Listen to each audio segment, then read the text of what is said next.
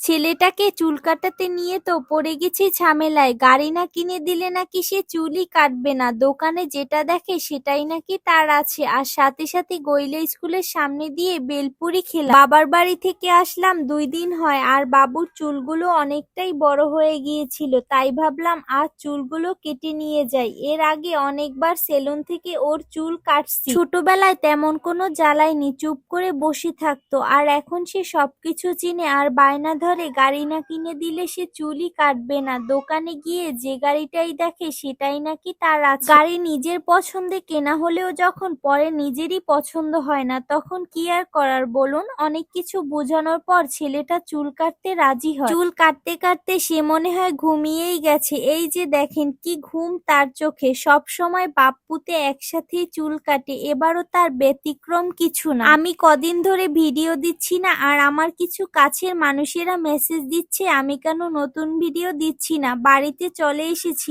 এখন থেকে প্রতিনিয়ত নতুন ভিডিও দিব ইনশাআল্লাহ। চুল কাটার পর বাসায় যাবার পথে দেখি গইলা স্কুলের সামনে বেলপুরি বিক্রি করে, তাই ভাবলাম খাওয়া যাক, তাই বাসায় কিনে নিয়ে যাচ্ছি। যদি ভালো লাগে অবশ্যই একদিন ভিডিও দিব। বাসায় এসেই তো বেলপুরি বানিয়ে নিচ্ছি। টক ঝাল মিষ্টির কম্বিনেশন অনেক বেশি মজার ছিল। আমার কাছে যে জিনিসটা ভালো লাগে আমি তাই আপনাদের সাথে শেয়ার করি। ভাইরে ভাই কি বলবো, যখন ভিডিওটা আবার দেখতেছি তখন মন চাচ্ছে খেতে। আপনাদের মধ্যে যদি কেউ কমেন্ট করেন তাহলে একটা ভিডিও করে সবকিছু পরিষ্কার করে বলে দিব। খেতে কিন্তু অনেক বেশি মজার ছিল। তাই নেক্সট ভিডিও হবে গইলা স্কুলের সামনে বেলপুরি। আল্লাহ হাফেজ।